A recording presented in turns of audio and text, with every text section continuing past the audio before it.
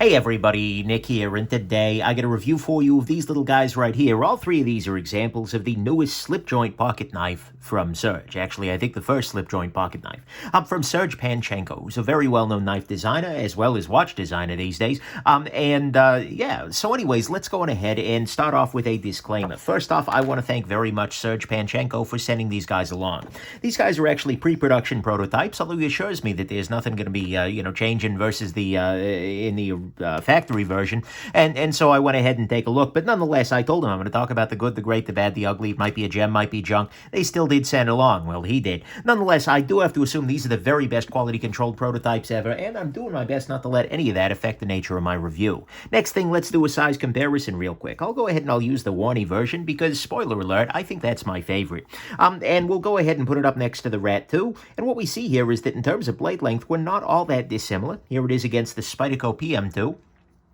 And here it is against the Spyderco Delica. So we see, again, in blade length, we are matching the Delica more or less. And actually, I should just go ahead and measure the blade length. That would be a good idea, don't you think? We're coming in at 2.75 inches here, or, well, actually a little bit under that, which is going to make this legal in a bunch of places. And I believe, although talk to your lawyer, it might even be UK legal. So, that's going to be a plus for them. Over there. And then actually one of the size comparisons worth noting is between these guys right here. What we see is that there are actually slightly different shapes for the different sizes. For the different blade shapes. What we see here is that these two guys are actually, the handle on them is a little bit bigger. The Wharncliffe and the Persian style. The handle is a little bit bigger, a little bit taller in this area than this guy, which has a shorter handle. So do keep that in mind as you look at this. And then, by the way, it's worth pointing out that there are three different variants here that we're looking at. There is this one. This is in G10, so you can see G10 scales with a, presumably a backspacer. I believe that to be steel, might be titanium. Either way, it's a backspacer. And so there is that. The G10 versions are out there, and these are $135. And then you've got the titanium versions here with an M390 blade. Actually, this is M390 as well. So, yeah. But nonetheless, you get the titanium versions, tie and steel there. And then these are $150. And then actually you get three different blade shapes available. And I don't know exactly what permutations and such are going to be available here yet. That's not fully announced. But at the same time, you can get a Cleaver-style blade, if that's your shtick. You can get a Wharncliffe-style blade, and you can get what he's calling a Persian blade. Generally speaking, Persians have a lot more upsweep to them, but you know what? Hey, it's fine. I think I probably called it a drop point, although actually that's dumb because the point doesn't drop. Either way, it's a blade. Whatever it is, he's calling it the Persian, so there you go. Then finally, as I mentioned, these are prototypes, but I have been told that the final production versions are going to be very similar, so I'm going to go ahead and do a full review here. So let's go ahead and jump into the good, the great, the bad, the ugly of these very interesting little knives right here. Start with, I gotta say, I do appreciate the options, right? Because, for instance, the cleaver is, I think, gonna appeal to a lot of folks. There are a lot of cleaver lovers out there in the knife world, folks with past lives as butchers or something like that. I don't know, but that's definitely a thing. Whereas other people might prefer something a little bit more conventional. And the fact that you've also got the choice of different G10 and titanium, with the G10, by the way, coming in, I should do a quick weight comparison real quick. It's worth waiting for. Okay, so we've got a 1.59 ounces for the G10 versus 2.0 ounces for the titanium. It's worth noting, by the way, and this could be in the good, that both models, both variants here, and actually here I'll measure this guy. Yeah, 2.02 ounces, not a whole lot heavier. But all of the models are actually pretty damn lightweight, under an ounce an inch. But you definitely, if you want super light, you're going to want to go with the titanium there.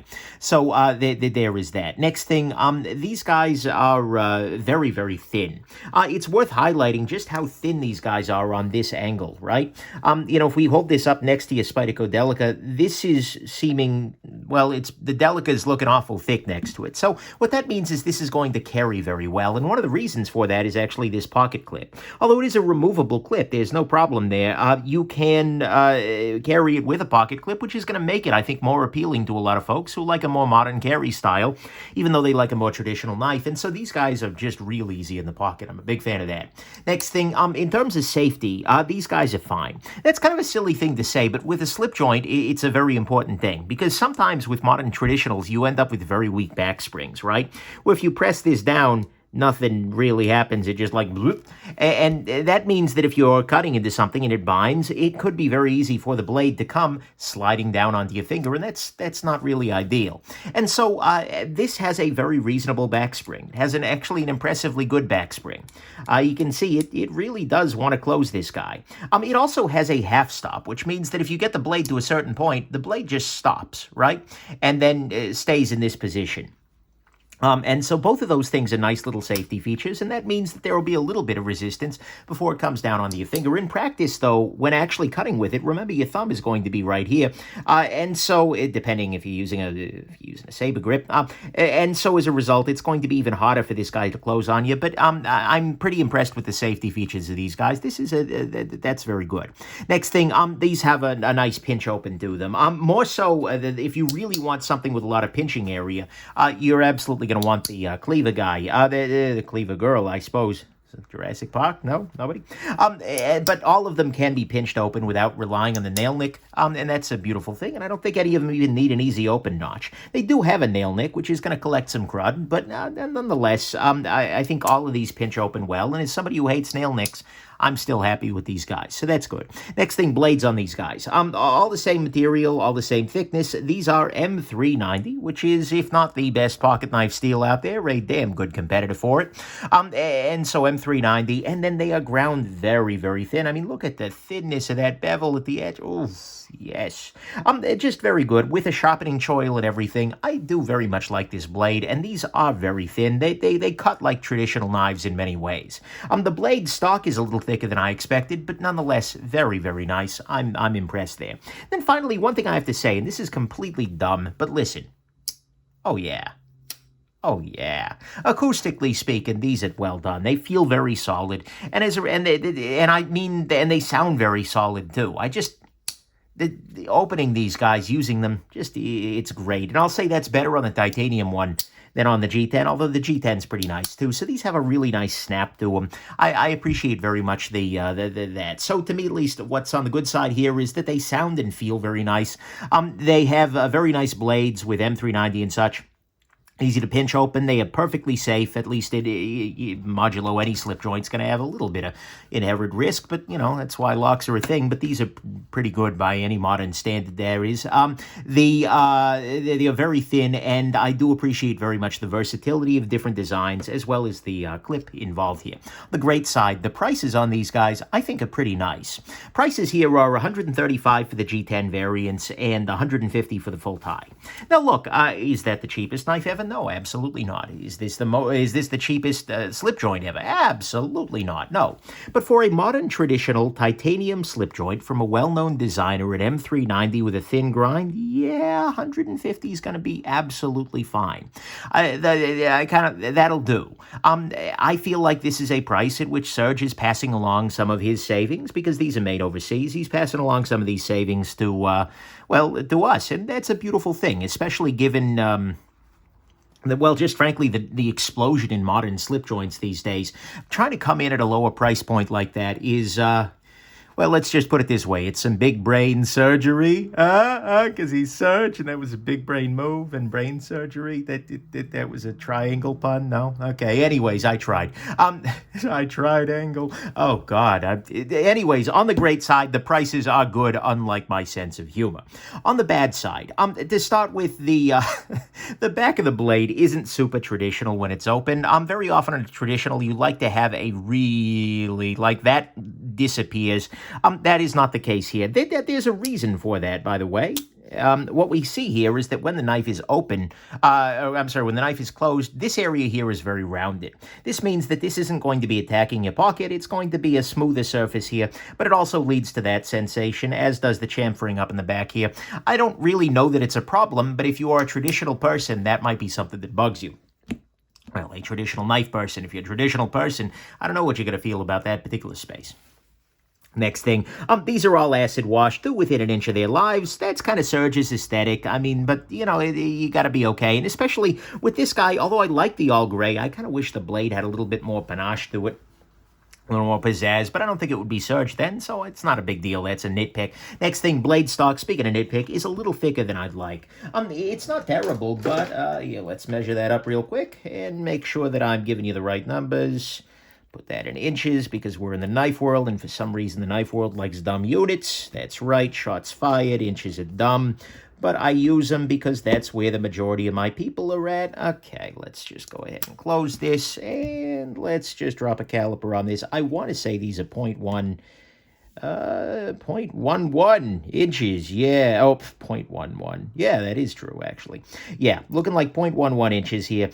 That's actually a little thicker than I sort of expected. A lot of your traditional knives are a little bit thinner in the blade stock, and although this is ground well enough that they will most certainly cut, I still wouldn't mind seeing the stock thinned out a little bit more, just because that makes it easier to really glide through the cardboard and things like that.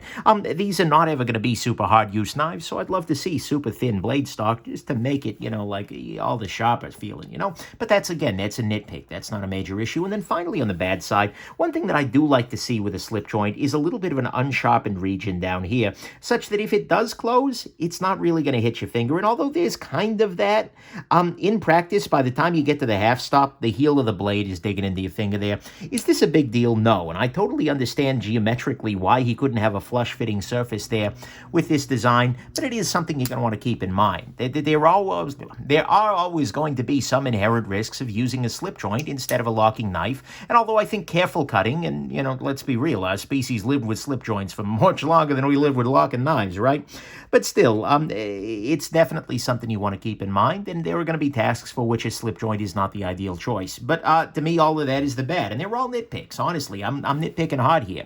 It's that there is no unsharpened area at the base here for safety, or at the very least, it's not quite deep enough. The blade stock's a little thicker than traditionals often go, and it's a very acidy sort of look, and the back of the blade isn't super traditional when the knife is open.